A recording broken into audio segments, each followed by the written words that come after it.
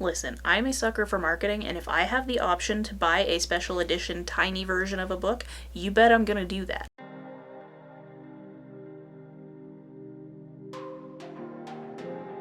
Hello friends, foes, and those still under review, welcome back to my channel. Today we're going to be going over my June reading wrap-up. If you're new here, the way that I kind of like to do things is to go through all the statistics for the month first, and then I'll give you a brief summary of each book that I read, as well as my thoughts. If you like the sounds of any of the books that I mentioned today, they'll all be linked down below in my Venable profile, but I highly recommend checking out your local library first, because they could really use your support. That being said, let's get into it. So I read a total of 4 books in June, which is a definite increase from May. So that amounted to 496 pages of physical and digital book, 23.55 hours of audiobook. The average length of those books was 265 pages, and I gave them an average rating of 4.56 stars. I read 4 different genres, 1 romantasy, 1 thriller and suspense, 1 YA horror, and 1 dark romance. As for formats, 2 of them were digital and 2 of them were audiobooks. And as for source, I got 2 of them at the library and 2 of them were ARCs. I would like to say that I did well with not spending any money on books this month, but I did buy the special edition box for Marriage of Mischief and Malice because it was tiny. I had to. Listen, I'm a sucker for marketing, and if I have the option to buy a special edition tiny version of a book,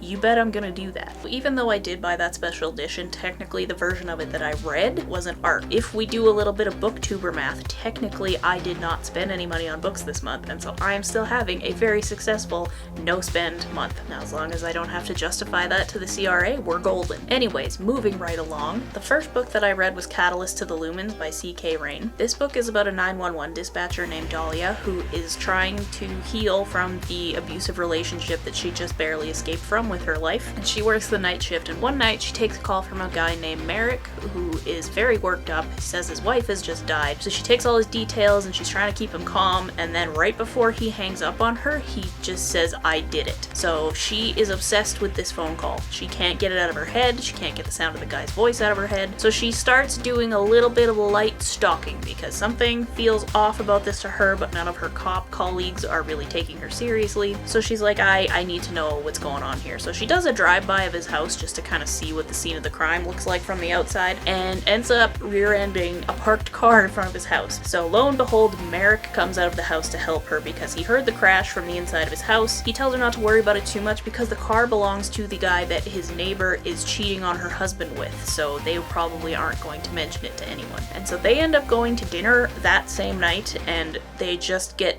completely obsessed with one another. The rest of the book kind of follows their relationship, as well as them kind of trying to navigate their individual traumas together while also trying to keep Merrick out of jail. This is one of the arcs that I got this month. I wanted to love this book so badly, but it just kind of missed the mark a little bit. I just don't think that I was the target audience, I suppose. It was, it was fine. It's not a bad book. I was just a little bit disappointed with it in the end, and that's not really the fault of the book. I feel like it was the pacing that did it. It was really fast in some places and way too slow in others. It just wasn't for me, I also didn't understand Simon's whole character arc. Simon is the lawyer that Dahlia's friend Hattie sets her up with at the beginning of the book. He felt a little out of place, if that makes sense. I really enjoyed the fact that she kind of stalked him first. That was a fun twist on things, but in the end, I don't know. It just didn't do it for me, which is sad. I love the idea. I love the premise of it. It just wasn't for me. You would probably really love this book if you were a die-hard dark romance fan though, so keep that on your radar if that's the case. The next book I read this month was A Marriage of Mischief and Malice by Dakota, Cockaday, and I love this one. This one was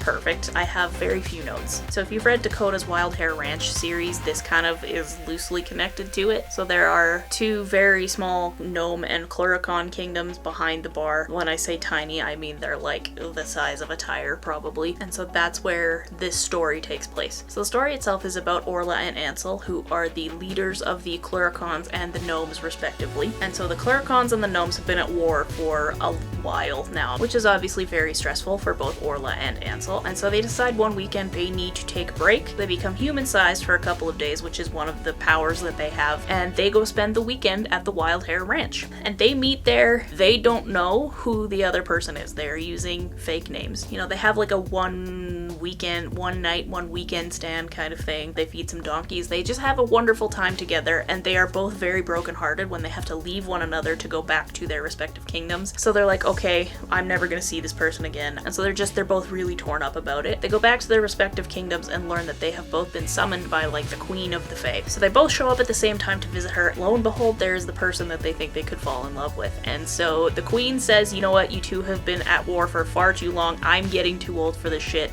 You have to get married. And so that's kind of an awkward start to a marriage, I think. Unfortunately, that's not the biggest problem. There is someone who definitely does not want them getting married, and so tries to sabotage them at every turn.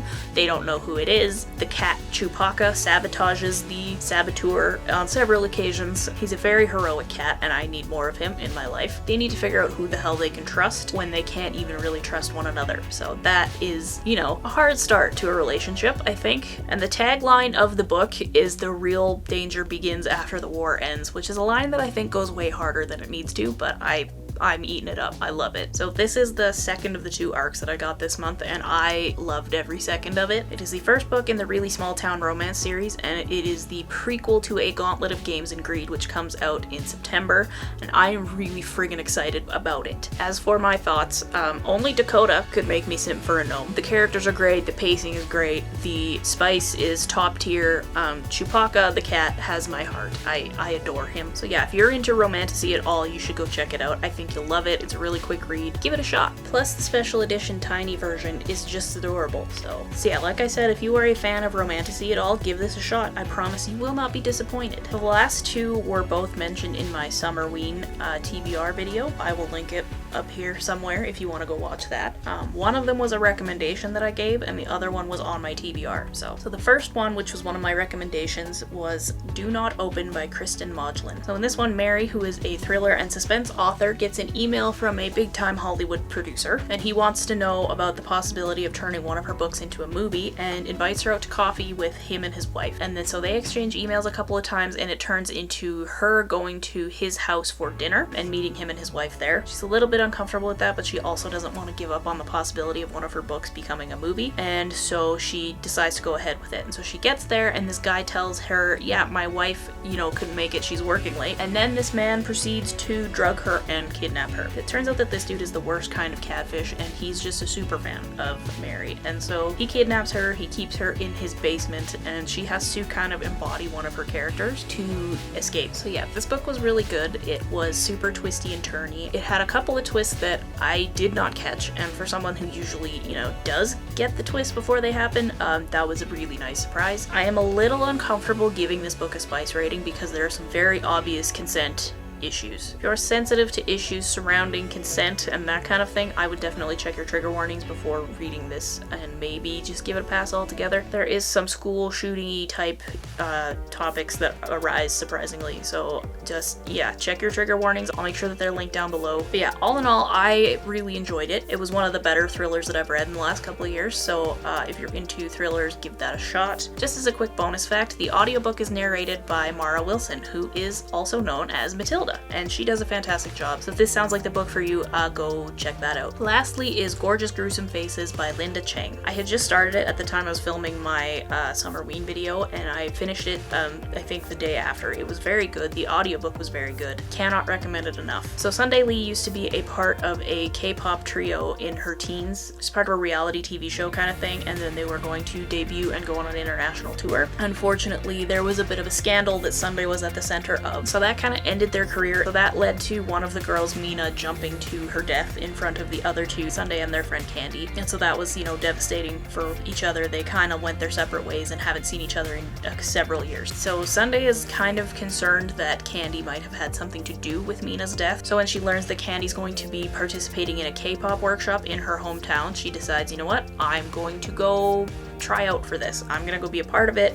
I'm gonna confront her. I'm gonna, you know, get some closure on this all finally. Unfortunately, that doesn't quite go as planned, especially when she starts being haunted by, you know, ghostly visions of Mina, and her competitors start experiencing like horrible injuries and mutilations, that kind of thing. And she's a little bit worried that Candy might be causing history to repeat itself, so to speak. So this book is like if K-pop Demon Hunters got the Riverdale treatment to make it darker and more angsty, except a lot less lame. It is considerably darker and and also just a little bit more gay. So it was really fascinating. I could not have anticipated where the whole monster thing went. This was sort of more on the YA new adult end of things that I normally read, but it was really, really good. So yeah, it's slightly less demon-y than K-pop Demon Hunters, but kind of definitely has that whole vibe to it. It's just more sapphic, if that makes sense. So yeah, go give it a shot. I guarantee you'll love it. So those are all the books I read in June, and that's all I've got for you today. So like I said, if any of these books piqued your interest at all, they will be linked down in my Venable profile. They are affiliate links, so I do get a little bit of a kickback at no extra cost to you if you purchase through those links. Check your library first, but if you do buy through those links, it does help me keep the lights on here. So if you choose to go that route, it's much appreciated. So if you enjoyed this video, make sure you give it a like. If you'd like to see more from me, consider subscribing. I will see you next week. Thanks for stopping by. Stay safe and enjoy your book. Bye.